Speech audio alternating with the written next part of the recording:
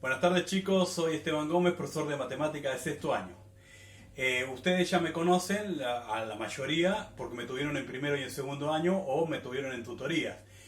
Bien, lo que vamos a hacer ahora van a ser unas clases virtuales para que ustedes comprendan un poquito la matemática 6, ¿sí?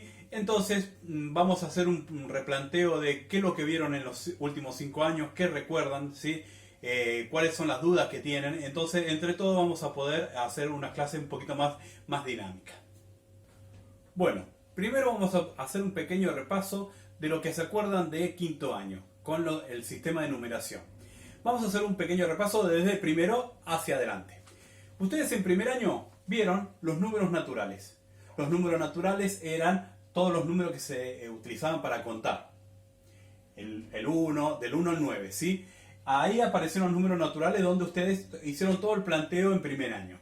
En segundo año, a partir de segundo y tercero, utilizaron los números enteros, que son todos los números positivos del 1 al 9, pero ahora incluían el número 0 y todos los números negativos, los opuestos a los números positivos que teníamos en la recta numérica. Bien, a partir de ahí aparecieron las reglas de signo, la famosa regla de signo, más por menos y menos por más. Y bueno, y después a partir de ahí, en tercer año, entraron en un campo numérico donde eran los números racionales, ¿sí? Los números racionales, estaríamos hablando con la letra Q, ¿sí? Donde entraban dos tipos de números.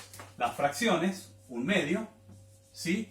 Y los números que se podían representar de otra manera, que era el número decimal, 0,5. Entonces ahí estaríamos hablando de los números racionales. Todos estos campos numéricos son los que utilizamos continuamente para hacer cualquier tipo de operación matemática. Suma, resta, multiplicación, división, exponentes, radicales, logaritmos, exponenciales que vieron el año pasado. Y automáticamente pueden hacer funciones con todos estos números que ustedes conocen. Este campo numérico, ¿sí?, es un conjunto de números que está dentro de los números reales, que se marca con una M, ¿sí? Estos números reales abarcan infinita clase de números. Entonces, a partir de ahora vamos a ver qué pasa cuando aparecen números que no se pueden resolver. Pero vamos a hacer un poquito de historia de las matemáticas para que ustedes puedan comprender al campo numérico que les quiero enseñar. Bien, supongamos que yo tengo la raíz cuadrada de 4. En los números reales, yo voy a tener dos soluciones posibles, el 2 positivo y el 2 negativo. ¿Esto por qué? Porque si al 2 positivo lo multiplico dos veces iguales, me va a dar 2 por 2, 4, y más por más, más. Si multiplico las dos bases que son negativas, 2 por 2, negativo, 2 por 2, 4, menos por menos, más. Entonces tengo dos soluciones posibles en este caso para poder solucionar esta raíz cuadrada. En 1530 hubo un filósofo matemático llamado Bombelli que se encontró con unas trabas matemáticas donde él no podía tener una solución factible.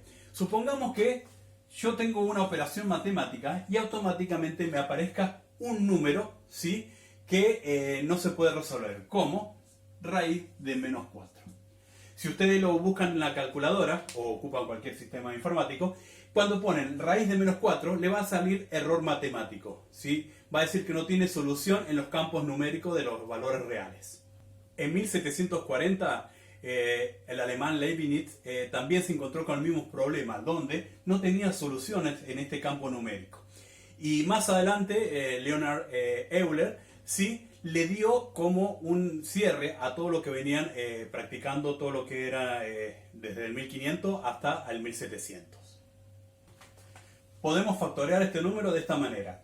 Supongamos que el 4, ¿sí?, podemos factorearlo por 2 por 2 o 1 por 4. Entonces, ¿qué pasaba? Cuando yo multiplicaba 4 por 1, me iba a dar 4. Pero como me tiene que dar negativo, ¿sí?, lo que hicieron los matemáticos es ponerle el signo negativo a alguno de los dos. Pero si se lo ponía a 4, iba a quedar de la misma manera. Pero ¿qué pasaba si se lo ponía al menos 1? Bien, entonces hizo este procedimiento, que es lo que vieron ustedes en tercer año. Cuando hicieron esto, utilizaron la propiedad de los radicandos, que puedo separar en dos términos totalmente iguales. Raíz de 4 por raíz de menos 1. ¿Bien? Entonces, se encontraron acá que la raíz de 4 puede tener dos soluciones. Entonces, tendríamos la raíz de 4 es 2. Y encontraron que la raíz cuadrada de un número negativo, que sería el menos 1, ¿sí?, no estaba dentro del campo de los números reales. Entonces, si no es real, tendría que ser lo contrario. Y lo contrario real es imaginario. Entonces, dijeron que la raíz cuadrada de menos 1, perdón, sí, lo iba a transformar en una letra I, que sería de imaginario. ¿Qué es lo que vamos a aprender en esta primera parte del video? Con la explicación anterior podemos entonces resolver que todas estas raíces cuadradas que en la calculadora me va a decir error matemático, sí se pueden resolver sabiendo la teoría de los números imaginarios. Entonces, podríamos hacerlo de una forma un poquito más amplia como la hicieron ellos. Entonces, raíz cuadrada de 36 por menos 1. Entonces, hacíamos raíz cuadrada de 36 por raíz cuadrada de menos 1. Raíz cuadrada de 36, 6 y la raíz cuadrada de menos 1 sería imaginario. Significa que este sería un 6 imaginario. A partir de ahí podemos hacer los otros de la misma manera, pero como ya sabemos el procedimiento, evitamos hacer todo el paso completo, ¿sí? Entonces, raíz cuadrada de 25, 5, y la raíz cuadrada de menos 1, que está incluido dentro de la raíz, me va a quedar imaginario, ¿sí? Raíz cuadrada de 49 sobre 81 significa que ya al tener un signo negativo va a ser un número imaginario. ¿Bien? Y ahora busco la raíz cuadrada de 49, que sería 7, y la raíz cuadrada de 81, que sería 9. Entonces estaríamos obteniendo así valores mucho más simples en un solo paso sin tener que hacer todo el procedimiento largo. Mirando este simple ejercicio matemático, podemos resolverlo y darnos cuenta de algo. A ver, si queremos resolverlo, primero separamos en términos, como hicimos desde el primer año en adelante, ¿sí? Y ahora a partir de ahí resolvemos cada uno de los términos por separado. Raíz cuadrada de 25, 5, más raíz cuadrada de menos 9, no está en el campo numérico de los números reales, entonces ya sabemos que es 3 imaginario. Bien, entonces, cuando me aparece un número real y un número imaginario en la misma ecuación numérica, aparece un campo numérico que se denomina números complejos, ¿sí?, que se denomina con una letra C mayúscula, una rayita así para entenderlo. Entonces, estos son los famosos números complejos, que es lo que vamos a comprender en esta primera parte del video, ¿sí? Los números complejos se expresan de esta manera, donde A más BI significa que es una expresión matemática. Podemos entender esto, que A es el número real, ¿sí? Y el BI es un número imaginario. Significa que los dos me dan automáticamente un número complejo. Entonces podemos ver diferentes tipos de números complejos, donde podemos tener solamente BI, ¿sí?, que sería solamente un número imaginario, significa 2i supuestamente, siguiendo el ejercicio anterior. Entonces esto es un imaginario puro, ¿sí? Cuando yo tengo un número solo, un número real solo, digamos el 4, ¿sí?, esto es un real puro. Y si yo tengo entonces los dos números real e imaginario juntos, se va otra vez a formar un número complejo. Antes de comenzar con las 4 operaciones básicas de complejos, necesitamos conocer las propiedades de la potencia, porque me van a servir en la multiplicación y en la división, ¿sí? Entonces, primero vamos a entender esto, qué significan las propiedades de la potencia en un número imaginario. Todo número o letra elevado a la 0 siempre me va a dar el número 1. Entonces, i elevado a la 0 da 1.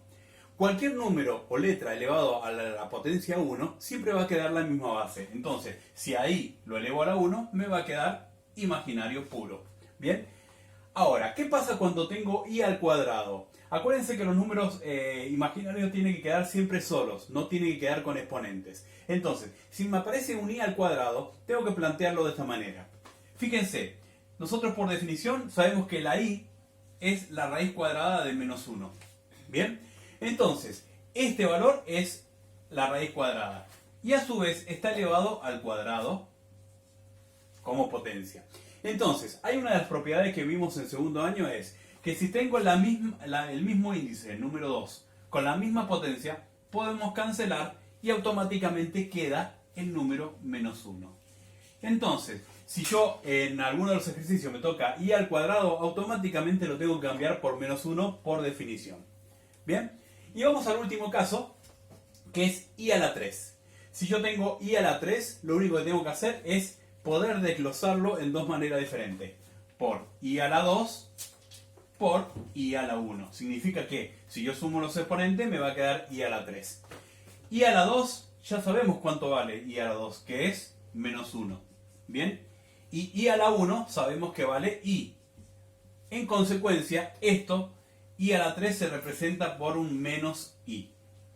Entonces ahí ya tengo las 4 definiciones de las propiedades de potencia.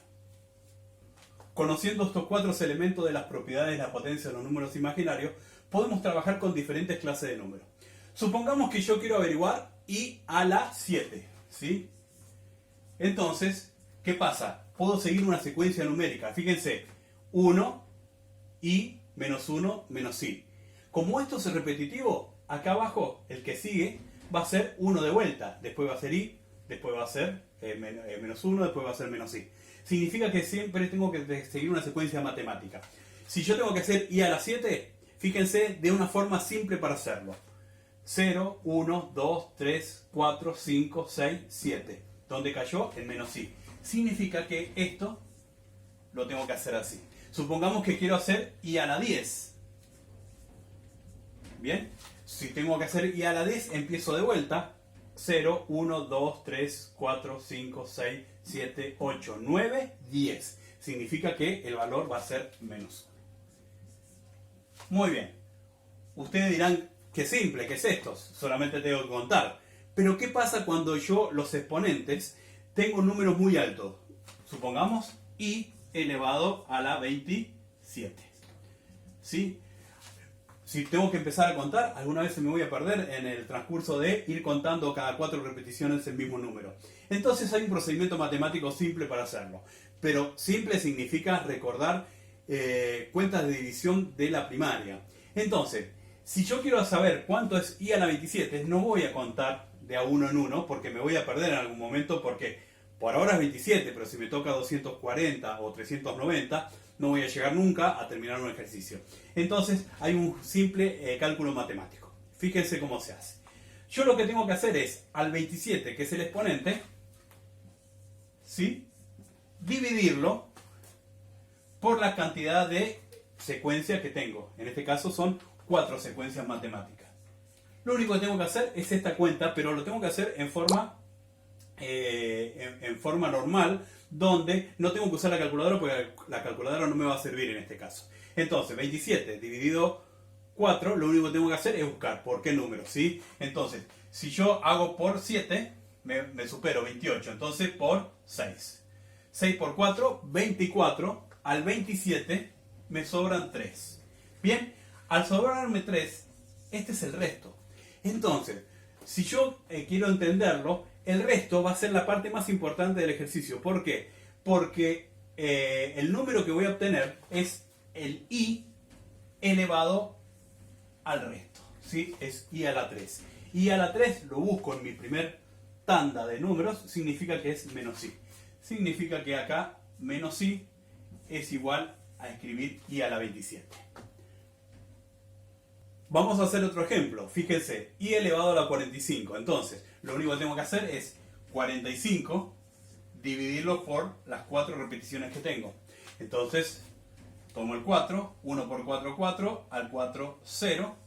Tomo el 5, 1 por 4, 4, al 5, 1. Resto 1. Significa que estoy elevando i a la 1. Y si yo miro en mi primer listado, i a la 1 es igual a i. Significa que lo puedo hacer de distintas maneras, pero este es el camino mucho más fácil para resolver potencia de números imaginarios.